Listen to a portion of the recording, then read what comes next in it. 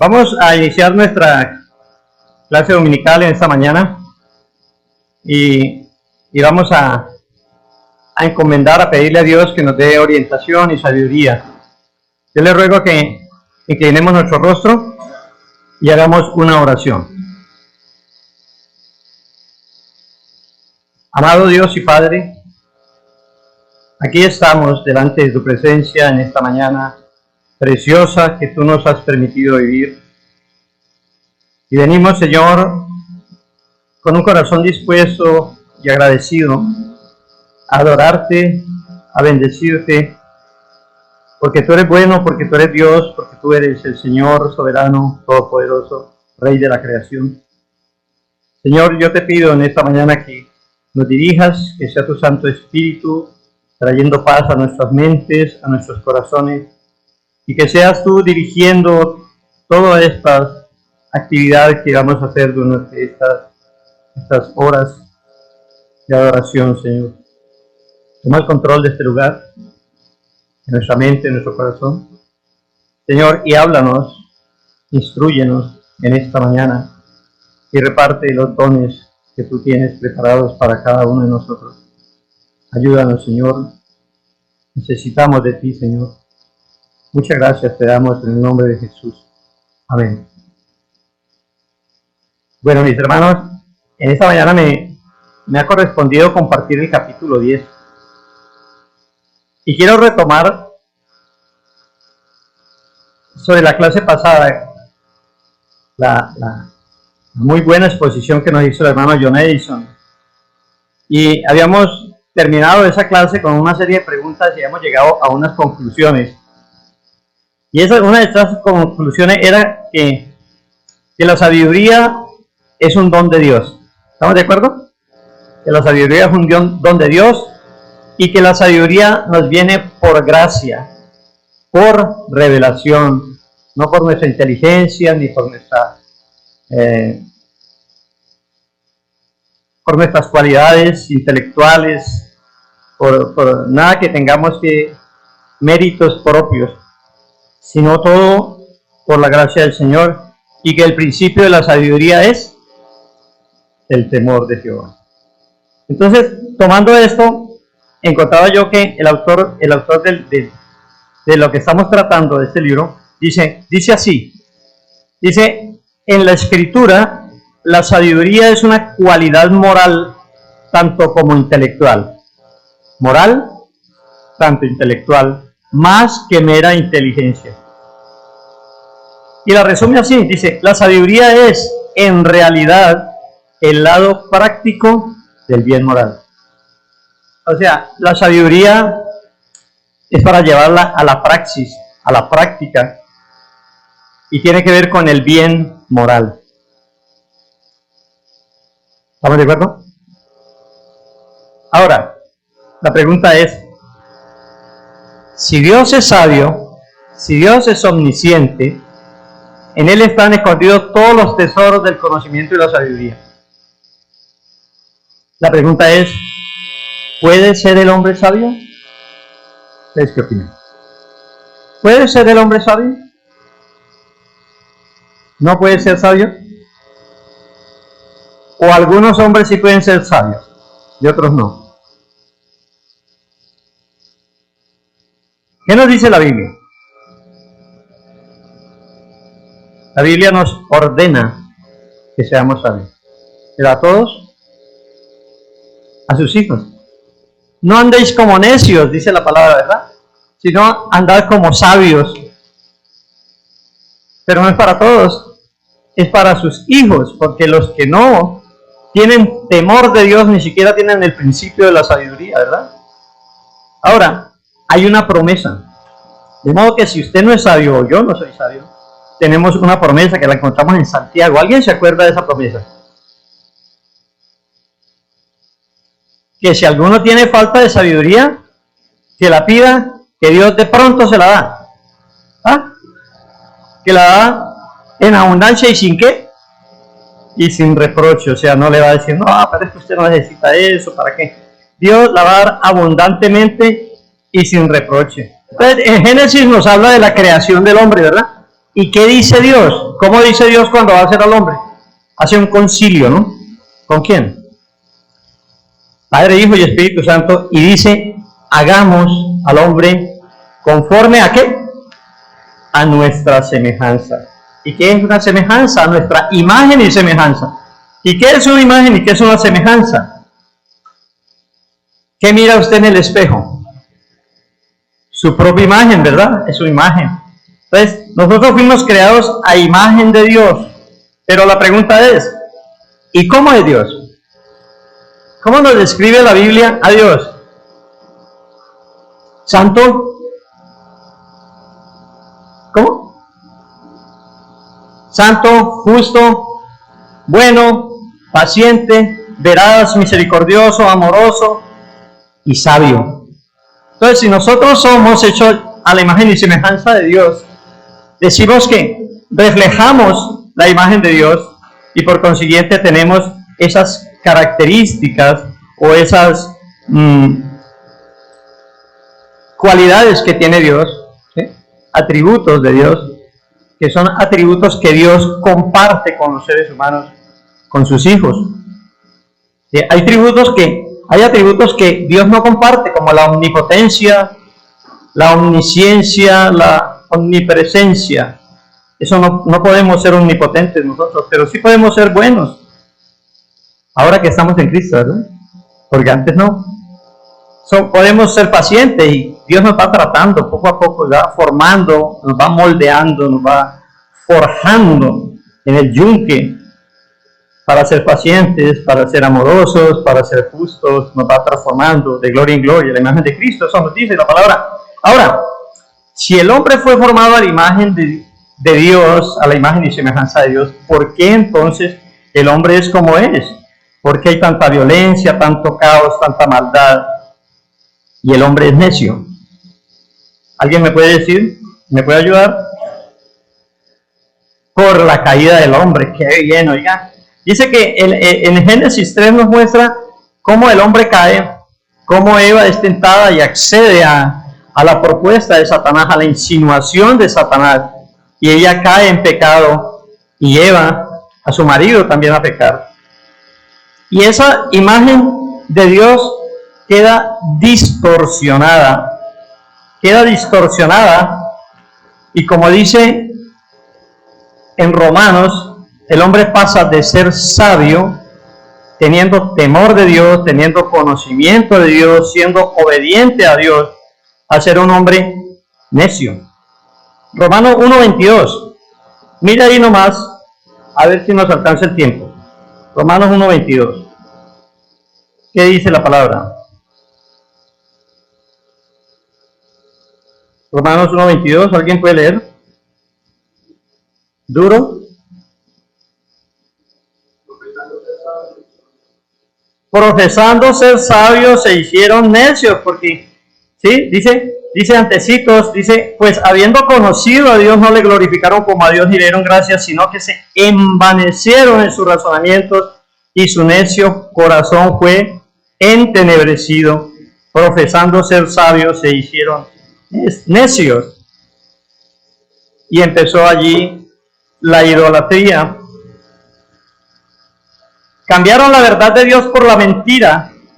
Nos dice en 1:25, más adelantico, allí dice, por cual también Dios nos entregó la inmundicia, la concupiscencia de sus corazones, de modo que deshonraron entre sí sus propios cuerpos, ya que cambiaron la verdad de Dios por la mentira.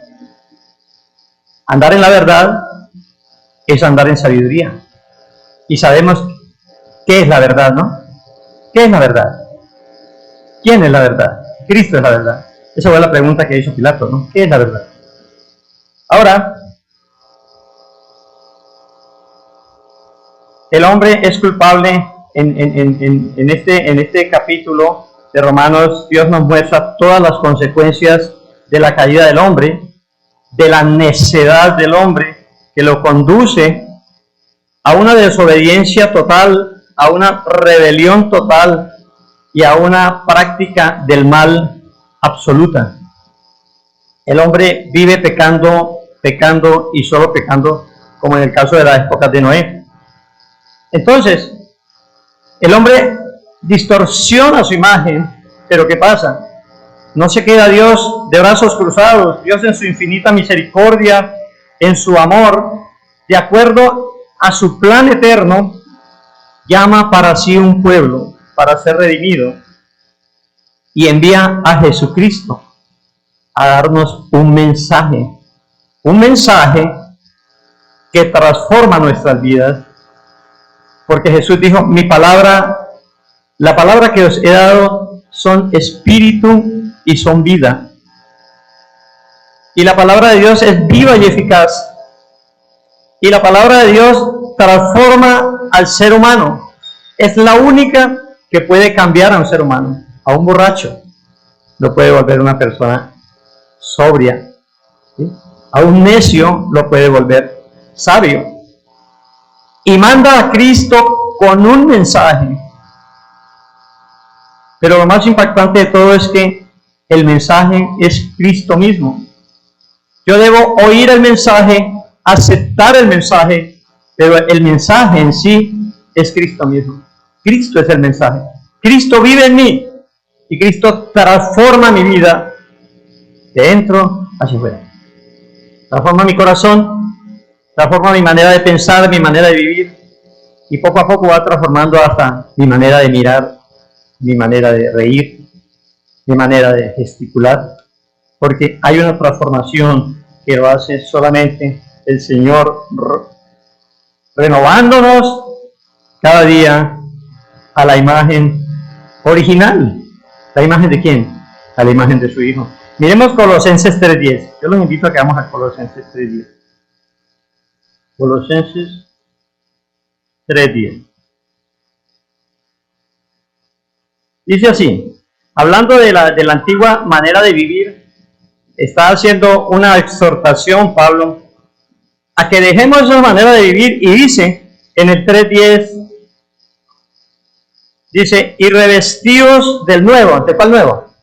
Del nuevo hombre, el cual conforme a la imagen del que lo creó, se va renovando hasta el pleno conocimiento.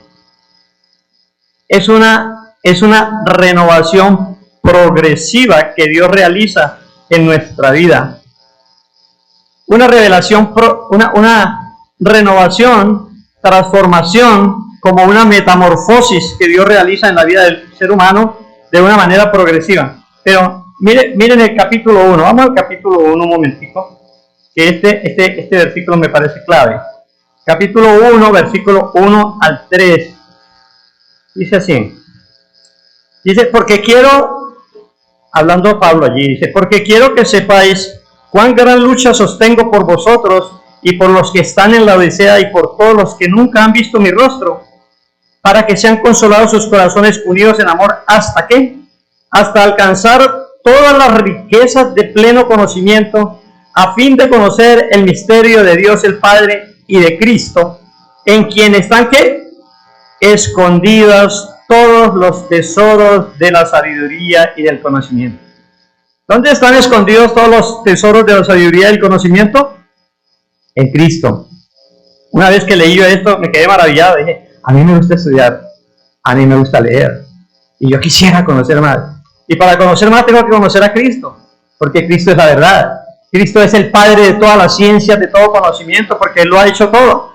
Cristo sabe de química, Cristo sabe de física, Cristo sabe de filosofía, Cristo sabe de la vida y aún de la muerte, porque Él lo ha creado. ¿Nosotros queremos ser sabios?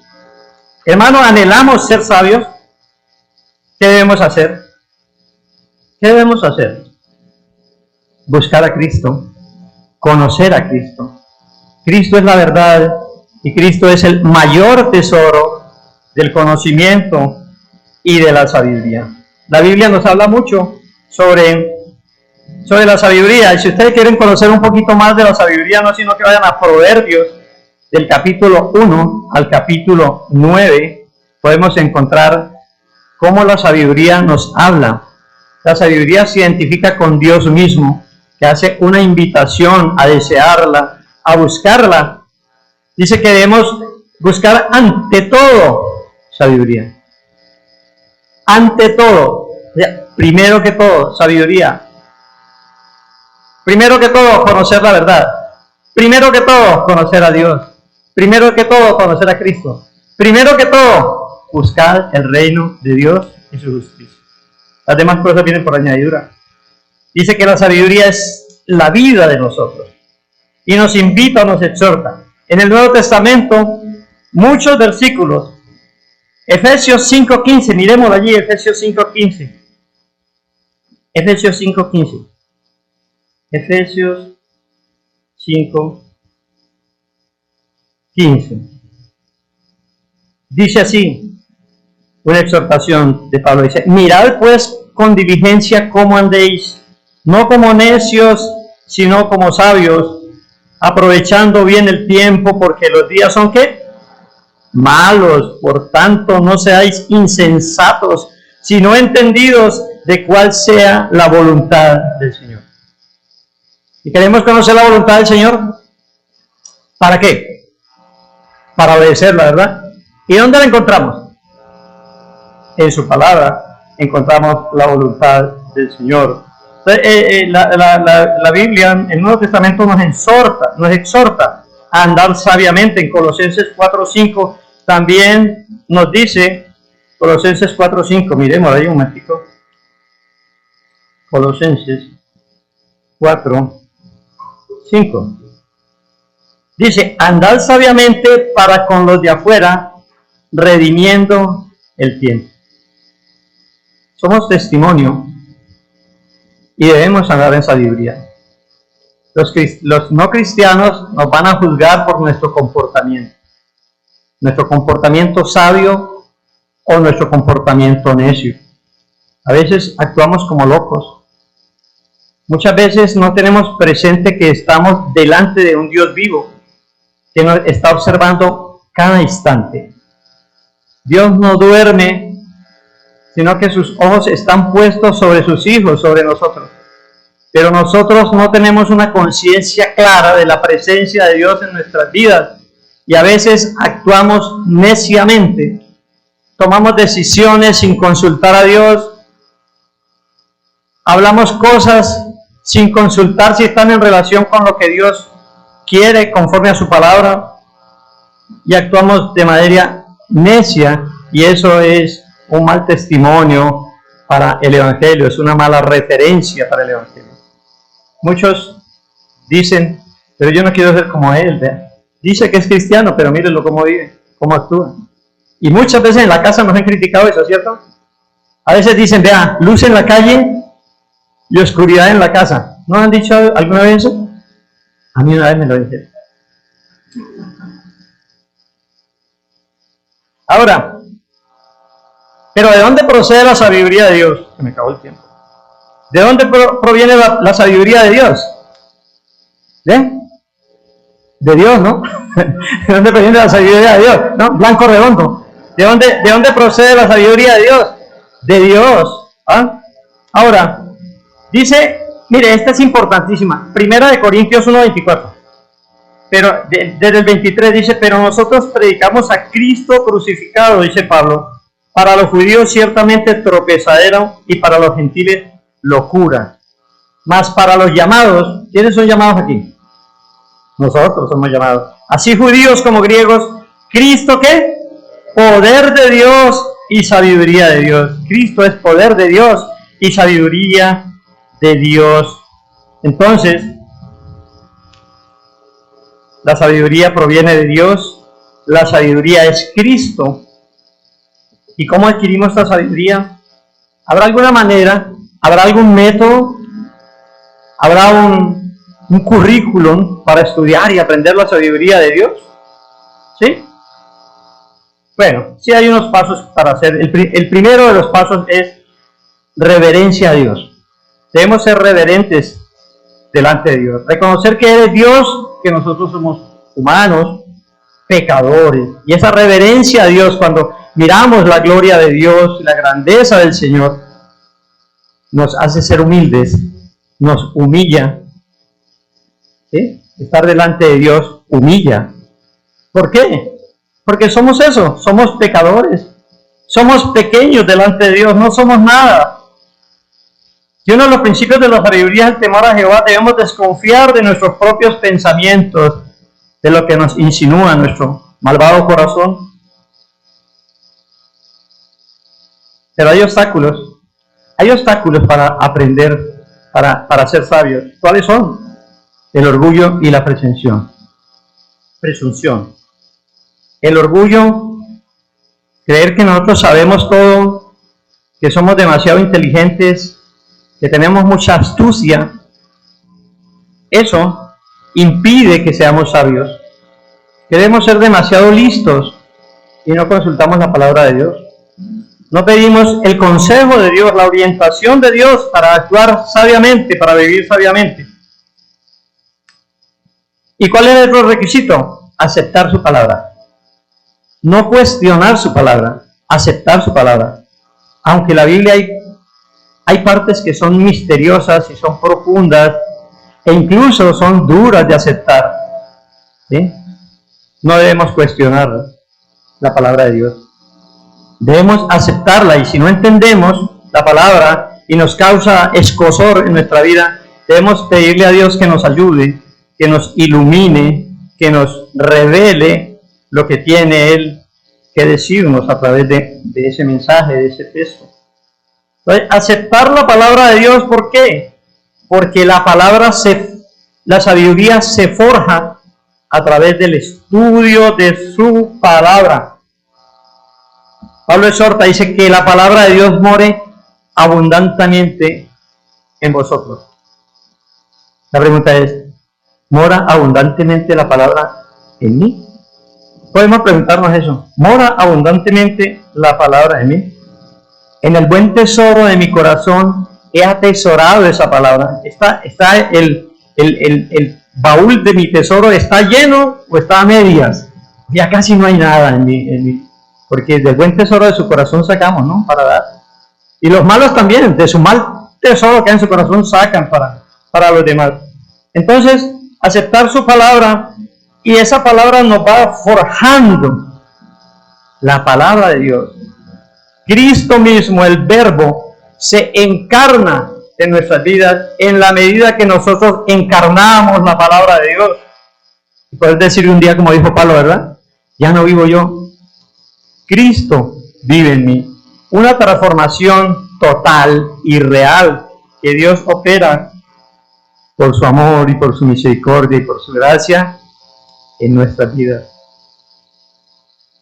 Muchos cristianos, que nos decimos cristianos, vivimos unas vidas mediocres, unas vidas que dan un falso testimonio de Cristo, porque no buscamos la sabiduría, porque no buscamos la palabra, estudiar la palabra de Dios, afianzarnos cada día más en la palabra de Dios, profundizar, meditar. La Biblia nos habla de que debemos meditar de día y de noche la palabra de Dios, para que esa palabra se encarne en nuestra mente, en nuestro corazón, en nuestro subconsciente, en todo nuestro ser, y produzca esa transformación en nosotros.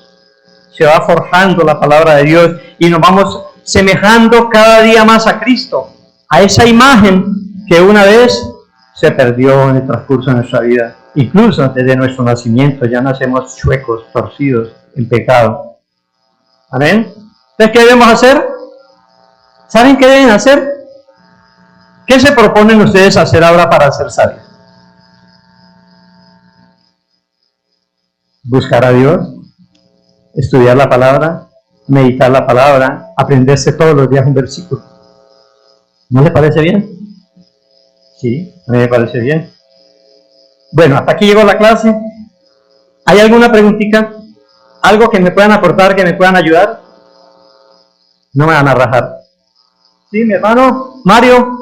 Gracias, hermano, por la exposición. Estuvo de mucha emoción. Y encontramos en las mismas escrituras la definición de sabiduría. En Primera de Reyes, el Salomón inicia su reinado muy joven y clama al Señor de esta manera. En Primera de Reyes 9 dice así: da pues a tu siervo corazón entendido para juzgar a tu pueblo, para discernir entre lo bueno y lo hermanos, porque ¿quién podrá gobernar este pueblo tan grande? Entonces, que la definición la encontramos aquí, un corazón entendido, ¿para qué? Para juzgar, para discernir entre lo bueno y lo malo, ¿verdad? Dice, en el 10, se agradó delante del Señor que Salomón pidiese eso, y le dijo Dios, porque has demandado esto, y no pediste para ti muchos días, ni pediste para ti riquezas, ni pediste la vida de tus enemigos, sino que demandaste para ti inteligencia para el juicio, y aquí lo he hecho conforme a tus palabras, tal como lo fuimos enseñados hoy, proviene de Dios. He aquí que te he dado un corazón sabio y entendido, tanto que no ha habido antes de ti otro como tú, y después de ti se levantará otro como tú. Ahora, ciertamente, tal como nos enseñó el principio de la sabiduría, es el temor de Jehová. No es el temor que surge en forma espontánea ni natural en el hombre, porque una de las cosas del carácter del hombre en su forma natural es que no tiene temor de Dios en su corazón. Y ese temor de Dios en su corazón proviene cuando ese corazón es transformado. Es imposible sabiduría a través de las Escrituras sin el Evangelio revelado en el corazón de Dios. Gracias, hermano. Amén, amén. Muchas gracias. Qué buena definición, ¿no? Mi hermano pastor. Mi hermano, es posible, dentro de muchas veces se ha de mucho que tenemos, dentro del parámetro que si Dios empezó una buena obra, la va a terminar. A la luz de eso es posible que un creyente no crezca en sabiduría. Bueno, yo pienso que la Biblia dice que cada día somos transformados de gloria en gloria, ¿no? Entonces, es un proceso que se va dando en la persona. Tenemos que crecer, tenemos que progresar en el Señor. Cada día, a través del estudio, a través de la lectura de la palabra, eso va impactando nuestra vida. Quiéralo o no lo quiera, eso va a impactar el mensaje de la palabra. Cuando venimos a los cultos, cada sermón nos deja un mensaje que nos pone a cavilar, nos pone a pensar. Dios utiliza eso para hablar a nuestro corazón, a nuestra conciencia. Y eso hace que se opere un cambio de mente, porque la palabra de Dios transforma, limpia nuestra manera de pensar. Entonces yo pienso que no hay una manera de estar estancado. O sí se puede andar muy lentamente, pero no se puede estar estancado si usted ha nacido verdaderamente en nuevo. Creo que sí. Muchas gracias.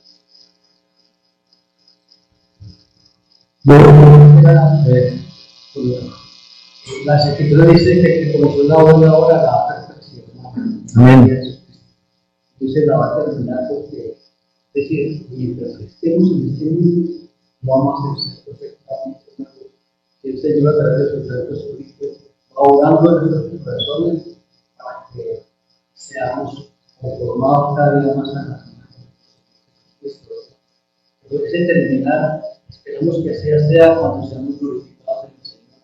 Cuando estemos en este mundo, no va a la perfección totalmente, no va a terminación. Sí, ¿no? Yo estoy de acuerdo, mi hermano. Es más, yo creo que ni aún en la vida eterna.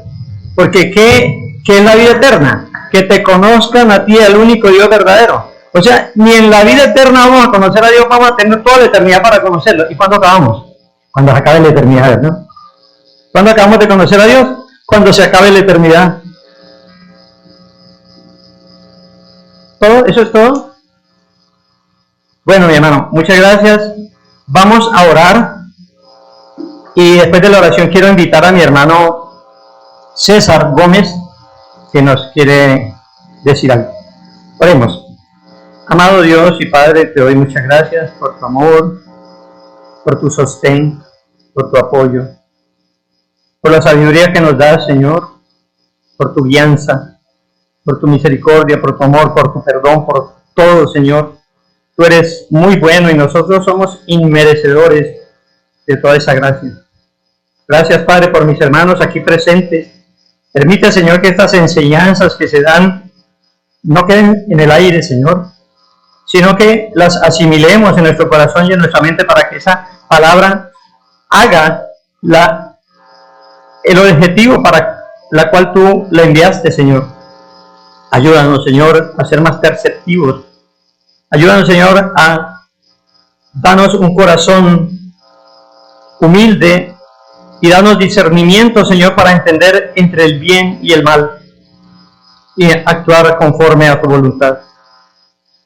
Señor, ayúdanos, guárdanos y guíanos. Te lo pedimos en el maravilloso nombre del Señor Jesús. Amén.